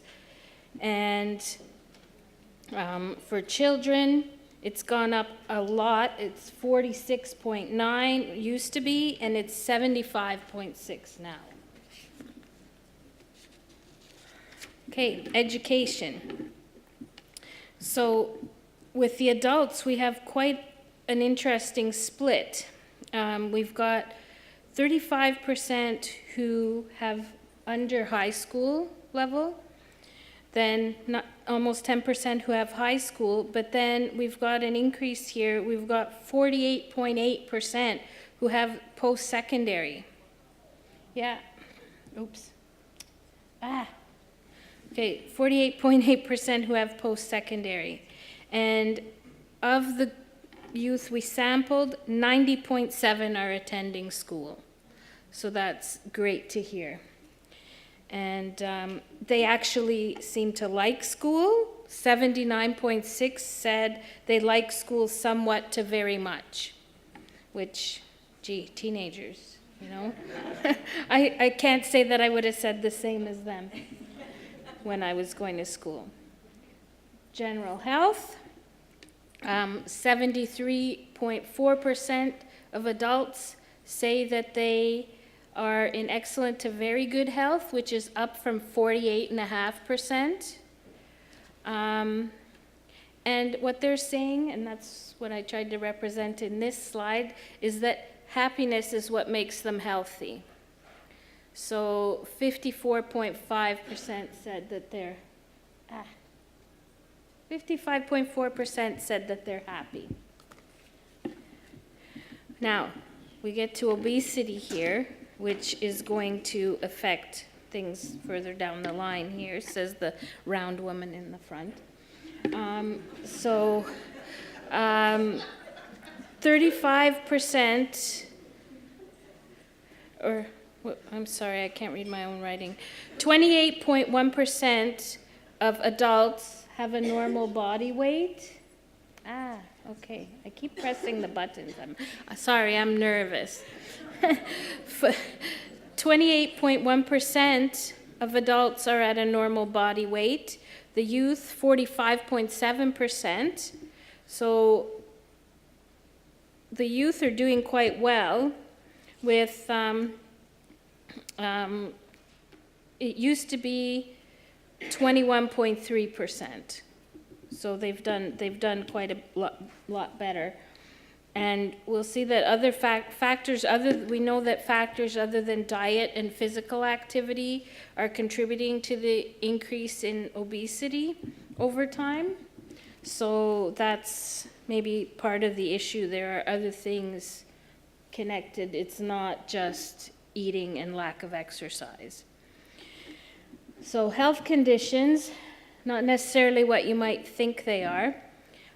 But the interesting part is that we got the exact same ones this year as we did last year. So they're arthritis, allergies, chronic back pain, high blood pressure, and diabetes again. And what connects them all is inflammation. So there are a lot of studies now on inflammation, and it seems to be a possibility that that's what's connecting everything here. But of course, need a lot more research on that. Okay. Diabetes is our next one. Something nice to see, or maybe not, we'll have to ask a nurse, but to me it looked good that we used to have people, 30% of the adult diabetics, again, 30% of the adult diabetics were insulin dependent. And in this version of the RHS, oh my gosh, RHS, sorry, RHS, 72% of those who are diabetics are taking metformin or some other form of pill instead of insulin. And also they're using diet and exercise to reduce their diabetes. So we've gone up to 70% on diet and to 59% on exercise. So healthcare access, people are saying 56% used to say that they had good access to healthcare. Now it's gone down to 50%, which is not a huge difference. And then also, the interesting part is, what is wrong with me? Okay, so traditional healing has gone up a bit. It used to be 48% of people said that they have consulted a traditional healer. Now it's 57%, so it's going up. And even with the youth, used to be 26%, now it's 36%. Actually 36.5 from 26. So that's pretty cool to see that the youth are starting to get involved more in the culture and maybe starting to look at the more traditional medicines. Okay, dental care. Did I miss a slide? No? Okay, sorry guys. Okay, dental care.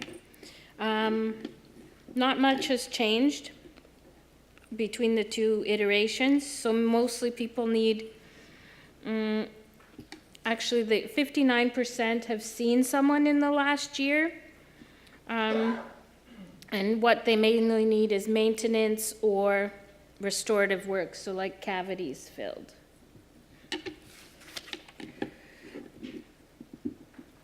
Prevention. Okay, preventative health care. So, people, same as the last time, cholesterol testing, vision testing, blood pressure, blood sugar, and complete physicals were the top 5. Although we're not very good about complete physicals because it's only 38% of the people are getting complete physicals.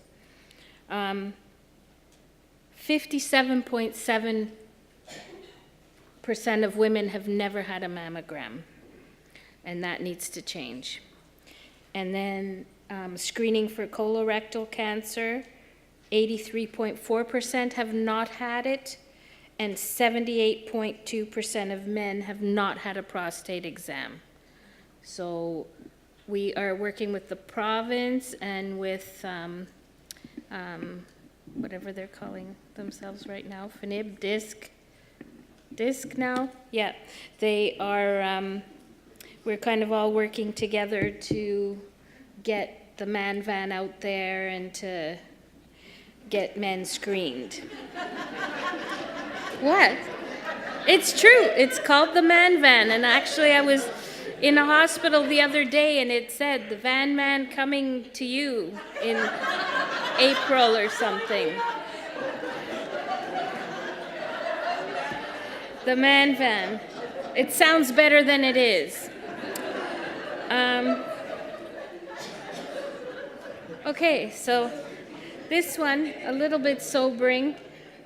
This one's on food security. So, 58.5% of adults and 46.7% of children are have moderate to severe food insecurity. Or no, is this food and nutrition? Sorry. Okay. And they do get nutritious meals fairly often, more so the children, 73%, than the adults, 49%. So the adults are sacrificing so that the children can have proper meals. And I chose this picture because there was a very good quote in the open-ended section, and it basically said, First Nations traditional food sources are scarce and sometimes not available due to industry and agriculture, leasing of land to farmers, destroying the natural habitats. So people are finding that the traditional food is not available as much, or if it is available, they're finding the animals are ill and they're not able to use them. So food security, yes, I already tried to do that one with the wrong slide. So 58% of adults and 46.7% of children are still moderately to severely food insecure. So that's something we still need to work on again. And some communities are working on it. One of the communities we're working on with our community profiles, they've started a good food basket, and they've done a community garden and that sort of thing. And also some of the communities have put in better grocery stores, like at Blood Tribe. Okay, so activity levels. I've kind of split them up because I looked at basically modern sort of activities, or like, you know, going to the gym and that sort of thing, versus traditional activities. So what we do know is that there is a lack of activity. People are quite inactive. 54.5% of adults are inactive, whereas 45% of the youth are active, and the children are almost all active. Only 28% are inactive, which is typical. I always wondered why they have to run everywhere, but I probably did too. So we gotta work on that again, on the inactivity level. Okay, so the exercise is, okay, I'm losing my paperwork here. One sec, I'm sorry. Okay. Activity. Number 15, where are you? There we go. Okay, so adults, main activity, walking. and then gardening and yard work, and then the going to the gym, which is only at 27.5%. Mostly the walking is at 64%, and everybody does the walking, including the youth and children. That's the highest. And then the traditional activities for exercise: berry picking, hunting, and fishing. And it's interesting to see that the youth and the children are into these things too. The children are at 20% of them go berry picking, and the youth, 19% of them go hunting. So it's nice to see that they're trying to pick up some of the traditional activities. Smoking. We've gone up in the number of people who have never smoked. Used to be 50% of the adults, now it's 52.5%. It's not a huge change, but it's getting there maybe. And for the youth, 87.6% have never smoked. So maybe all those like campaigns have been working. And the method for quitting smoking: cold turkey, 89.3%.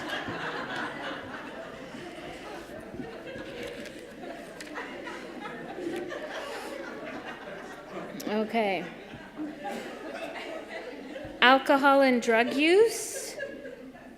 This has also changed. It's gone down a fair bit. So with alcohol, we've got 64% in RHS 2 down to 45.2% in RHS 3 for adults. And those are people who have not had a drink in the previous 12 months.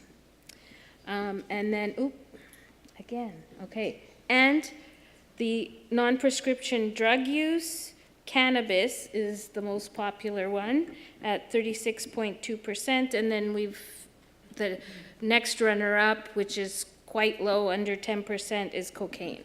So, but we didn't ask about any fentanyl or anything like that, so it's not coming up in our results anyway.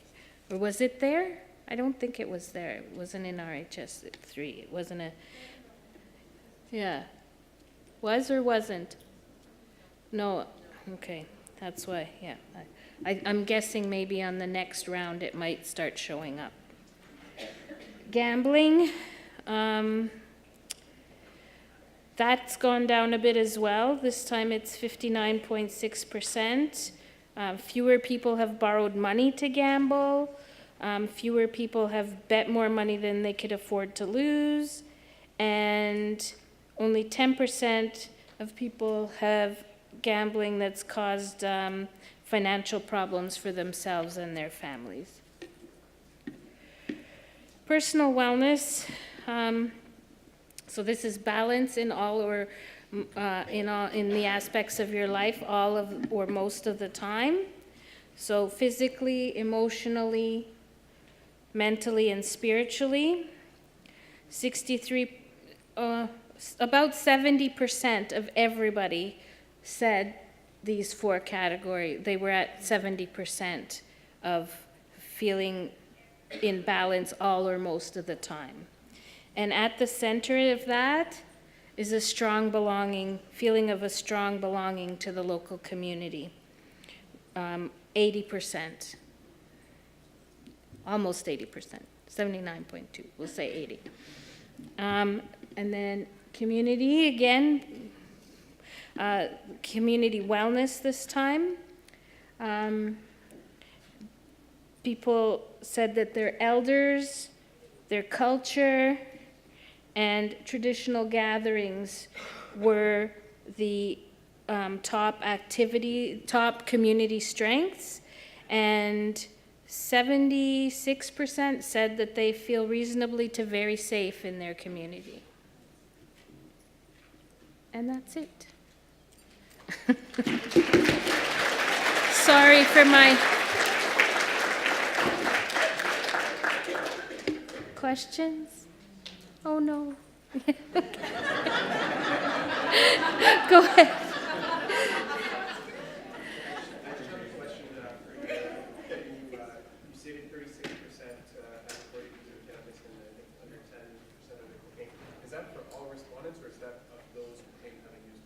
Of those who have claimed, yeah, not all respondents. Well, the question was asked of all respondents, and 30% said.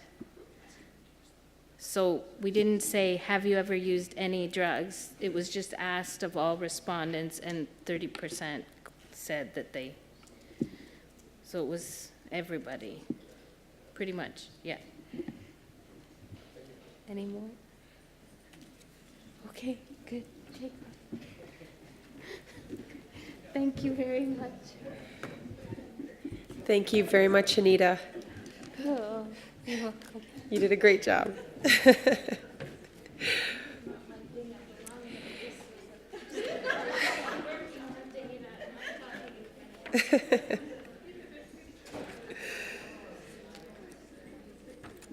Our next presentation is about partnerships, collaboration, and sovereignty, working together with health data. And our presenter is Andy Eluk, who's from Big Stone Cree Nation in Alberta. Andy was born in Wabasca, which is the community that surrounds Big Stone Cree Nation, and he is new to his position at the Alberta First Nations Information Governance Centre, where he continues to work as a health surveillance analyst intern with the Government of Alberta Ministry of Health. His interest in data collection and knowledge of the First Nations community gives him a better understanding of current First Nations health issues and how they compare to the rest of Canada. Improved quality of life, strategic organizational operations, and community education. These goals are the fuel to Andy's passion, and they coincide with his visions for the safe, healthy communities for the future generations, which happen to include his 4-year-old daughter. Please welcome Andy Eluk.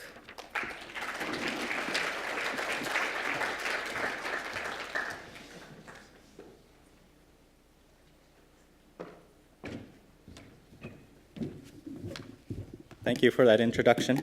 My daughter is actually 5 as of last Wednesday. So I've been busy lately. Good afternoon, ladies, gentlemen, leaders, elders, and to all of those who may be joining us via live stream. I also wanted to say hi to my supportive wife, who is way back there in Alberta. She's also joining us live stream. Grab the clicker. First of all, I want to acknowledge the people of these traditional lands for which we are gathering to share the exciting and innovative ways of working together as independent nations. I would also like to thank the First Nations Information Governance Centre for inviting me to present and share the exciting work we've achieved with the Government of Alberta Ministry of Health, the First Nations community, and the Regional Health Survey and the Power of Data story. My name is Andy. I am Cree from the Big Stone Cree Nation. This afternoon, I want to share with you some of the experiences of my community and the organization I represent, FNIGC. I'll be sharing with you the events leading up to the Regional Health Survey in the Big Stone Cree Nation, the Big Stone Cree Nation Power of Data story, and also the partnerships and the collaboration with Alberta Health and the communities we serve. In particular, I want to share with you how we are working together with health data. Before I do that, I want to briefly share the background of where I come from and how my work has led me to where I am today. I honestly didn't know that I'd be working with government or so closely with the communities. It's really been an honor working closely with not only my First Nation, but the other First Nations across the province, and also with the FNIGC across Canada. The Big Stone Cree Nation is an independent First Nation in northern Alberta and has a population of over 8,200 people, with only 2,600 and approximately 35 living on reserve. As Woodland Cree, we are a western branch of the larger Cree Nation. The Big Stone Cree Nation has 7 reserves established in northern Alberta, These include 166A, B, C, D, Sandy Lake, Calling Lake, and Chipewyan Lake, all within the vicinity of the hamlet of Wabasca, which is adjacent to the MD of Opportunity, number 17. The Big Stone Cree Nation is one of many leading First Nations within Alberta. Although many First Nations within Alberta face significant health disparities, we are working together to address the issues and challenges we often face as sovereign people. Some of those challenges are a result of the historical and discriminatory policies and systems that have limited First Nations peoples' access to appropriate healthcare services, and has created significant barriers in the social determinants of health. Inequities coupled with poor social determinants of health have resulted in a disproportionate number of First Nations people who are affected by a number of health indicators. Historical jurisdictional policies have held the federal government responsible for health of First Nations people, even though health has been a provincial and territorial responsibility since the inclusion of the Canada Health Act in 1985. I would have been 2. Recently, provincial and territorial governments, along with First Nations leaders, have become frustrated with the continued poor health outcomes of First Nations people. Provincial and territorial governments are making commitments to intervene and assist First Nations people to improve the health status. Consequently, an example of this commitment can be represented by the partner development of my current role as a health surveillance analyst employed by FNIGC, but working directly with the Government of Alberta Ministry of Health in their Analytics and Performance Reporting branch in downtown Edmonton. My work includes many areas of reciprocal learning with the inclusion of First Nations populations and their health data. This inclusion is essential to begin forming those trusting relationships, those partnerships and collaboration with First Nations people, and to find ways to remediate these health inequities urgently. In the fall of 2015, the Regional Health Survey data collection in my home community of Big Stone wrapped up, thinking that would be the end of my many projects. Boy, was I wrong. I'm so glad it wasn't the end, because really it was the beginning of a positive change and more opportunities for my community. With RHS data collection completed, it meant our community had another resource of First Nations health data that could be used to benefit the community's 10-year health plan. Another project I was involved with at the time. In the years 2013 to 2023, the Big Stone Health Commission's health priorities and work plans were to be reviewed and updated. The Big Stone Health Commission chooses to evaluate their top 4 priority programs through an internal process, whereas the Big Stone Health Commission's director and leadership team facilitates a departmental team approach to review and update their health priorities. The Big Stone Health Commission managers updated their work plans to reflect the health priorities and transfer of programs to Big Stone Health Commission. Every year, the Big Stone Health Commission's leadership team gets together to review the changes and needs of their community health. This is when strategic planning and action is implemented into the coming year. When strategic planning occurs, the Big Stone Health Commission includes a possibility of developing partnerships that could potentially improve the health of the Big Stone Cree Nation. A partnership with the Alberta First Nations Information Governance Centre is truly a benefit for the Big Stone Cree Nation. The challenging and hard work of the Regional Health Survey knowledge gatherers in Big Stone has led to the Big Stone Cree Nation Power of Data story, which is an example of the perseverance and sovereignty of our nation, and the data story they can now share with the country and those who join the World Wide Web. I also wanted to acknowledge and thank those other knowledge gatherers that made this possible, made all that data collection a truly enriching experience. It brought me back to the community, gave me an understanding of where the people are coming from, and gave them a voice. It really helped that collaboration with the community and leadership. So for that, I'm thankful to those knowledge gatherers that were able to assist me in gathering all this information. At the time of my introduction to the Regional Health Survey, I was new to my role with the Big Stone Health Commission as their project coordinator. Recruiting local staff and instilling a well-rounded knowledge base around the RHS was a challenge because of the turnover rate in our knowledge gatherers. We overcame those challenges and really explained what the purpose was of the RHS. For community, it was an opportunity to have a voice and to affect a positive change in the health delivery and planning of our community health programs and services. The survey gave people a sense of ownership, and they were happy to be a part of a process of collaboration with on-reserve departments and community leaders. It was basic language and understanding that really made the RHS a success in our Treaty 8 community.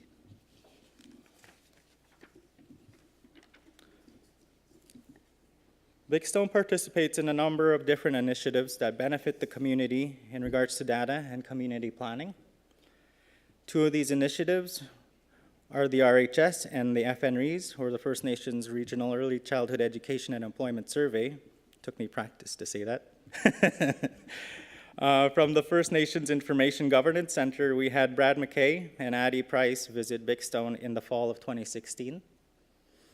They toured the communities, which resulted in the release of the Power of Data story in October of last year. The AFNIGC and FNIGC have been instrumental in guiding the process of data governance and OCAP, not only for this community, but for other communities across Alberta. The improvement of programs and services of this community wouldn't be possible without the power of data, as they have used information to provide evidence to both provincial and federal government and other organizations, showing there is a need for accessible and supportive health services, not only for the on-reserve Big Stone Cree Nation population, but to the rest of the Big Stone Cree Nation members living across Canada who utilize their non-insured health benefits or Big Stone Health Benefits program, creating a culturally safe and effective communication plan for the dissemination of data and information is done in collaboration with the communities and its leadership. With the respectful and mutual production of this Power of Data story, it has now become another tool to promote the positive change we are all striving for in the communities we support. The power of data can drive change, and Big Stone Cree Nation's Power of Data story is that example. In my most recent role with the AFNIGC as a health surveillance analyst intern, I have become an instrumental part of a new partnership with the Government of Alberta. The Creating Supportive Environments program aims to facilitate reciprocal learning opportunities for a variety of stakeholders. A variety of stakeholders about First Nations health information in the province of Alberta. Given the complicated data environment around Indigenous-specific health information and the necessity to compile Indigenous-specific information in partnership, this program supports the respectful and meaningful characterization and communication of risk factors, health outcomes, and healthcare service use regarding First Nations in Alberta. This program will ultimately aid community and provincial decision makers to collaboratively inform communities about their health status and those risks, to plan, implement, and evaluate health services and policies in partnership. There are a few goals that this project wants to achieve. One is to provide education opportunities for non-First Nations community stakeholders, such as public health scientists and provincial government decision makers, to address capacity limitations relating to First Nations perspectives on health information and the principles of the ownership, control, access, and possession.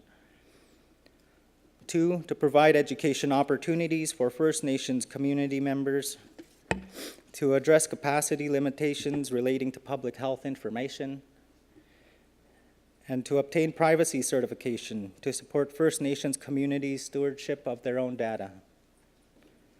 3, to support respectful and meaningful compilation and dissemination of First Nation-specific health information by identifying First Nations community health information needs and priorities. Identifying, developing, and implementing effective communication strategies for the dissemination of First Nation-specific health information.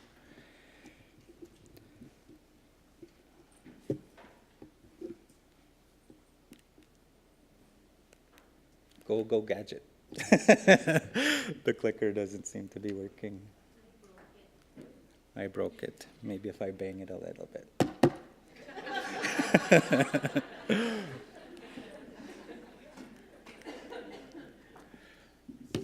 Well, my next slide shows some community pictures, but I wanted to say that the partnerships, collaboration, and sovereignty, working together with health data, takes time for change, but with commitment from the FNIGC, all the regional staff, our stakeholders, and communities across Canada, I honestly believe we can inform action today and for the future. Thank you. Hi.